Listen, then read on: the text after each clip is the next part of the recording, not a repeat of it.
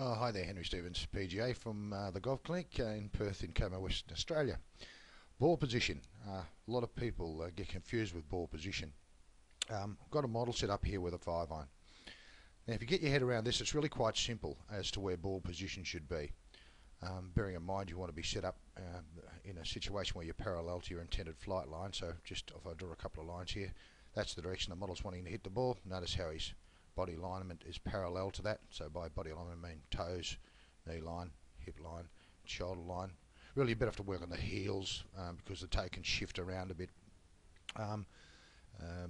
So heel line parallel to target line. Let's get rid of that one. Now you'll notice over here the model's got his inside of his feet, shoulders width apart. For a 5-iron, ball position is just slightly forward of centre of middle of stance.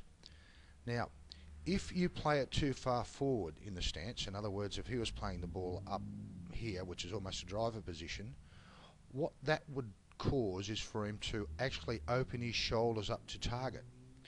If he was to play it too far back off the right heel and move the club back and set it to the ball, it would put his shoulders in a closed off position or aiming out to the right of target. So too far forward sets you up for left to target with shoulder line, and too far back would set you up too far right with your shoulders for target line. That has ramifications on your swing plane and your ability to get back to that critical top of backswing position.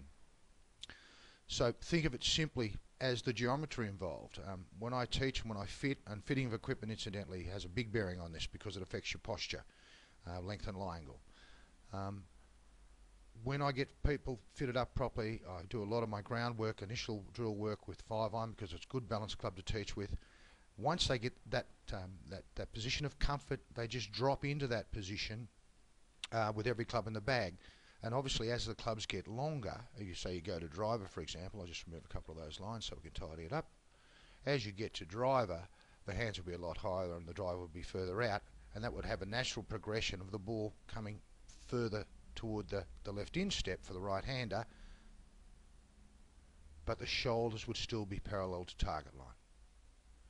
So there's a little bit of info on ball position for you. Oh, of course the other aspect of ball position is distance from the ball, and a good little guide for that, just so your hands are basically hanging under your chin.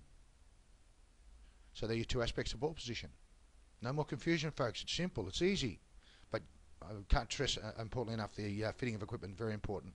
Because you get a club that's too long for you, naturally it'll push forward and open the shoulders up if it's an iron, depending on the lie angle obviously. And most drivers are coming out to 45 inches in length these days.